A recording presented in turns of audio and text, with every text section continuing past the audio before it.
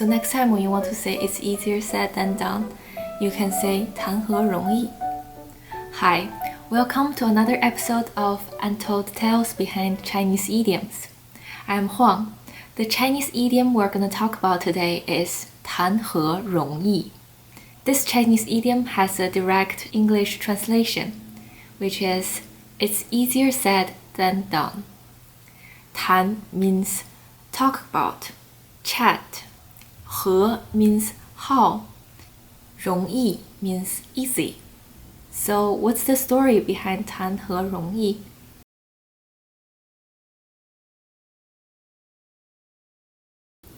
The origin of 谈何容易 traced back to Han Dynasty, around 90 to 150 BC, when the emperor in China was Han Wudi.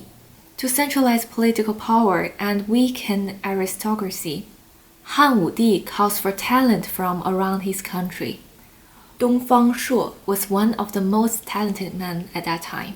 He recommended himself to Han Wudi and was offered a job as the emperor's political consultant. Dongfang Shuo was eager to serve his country and to make it a better place.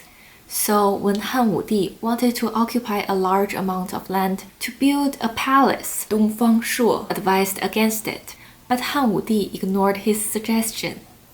Dongfang Shuo also recommended Han Wudi to reward soldiers and farmers so the country would have more food and a stronger military power.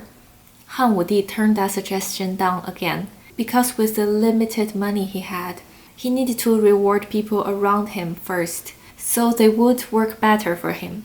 Rejection after rejection, Dongfang Shuo wrote an essay. In this fictional essay, there was a fictional consultant who had never opened his mouth. In the 3 years, he served his fictional country and his fictional emperor. The fictional emperor found it very odd and asked, "If you have brilliant ideas but never say anything, you are disloyal. If you present your brilliant ideas but I don't accept them, I am unwise. You never say anything to me. Is it because you think I cannot distinguish between right and wrong?" The fictional consultant still said nothing, only bowed more. So the fictional emperor asked again, "Please speak up. I promise I would listen with sincerity." The fictional consultant sighed and finally said, "Is that so? Is that so?" Giving suggestions to an emperor as his subject is easier said than done. And he explained why he thought that way. In the Xia Dynasty, a virtuous minister advocated forwardly against his king and was killed. In Shang Dynasty, a loyal man, Bi Gan, exhorted his king, and his king ordered to cut out his heart for his clever words.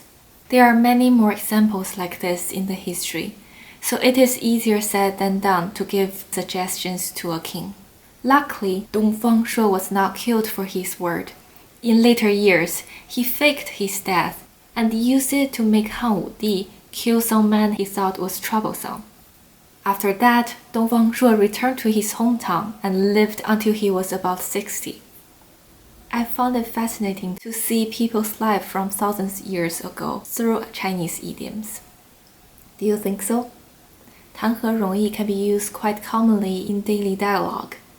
So next time when you want to tell your Chinese friend it's easier said than done, you can say 谈何容易.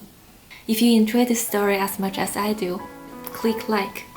And if you want to watch more videos like this, please subscribe. So thank you for watching. I'll see you next episode. Bye!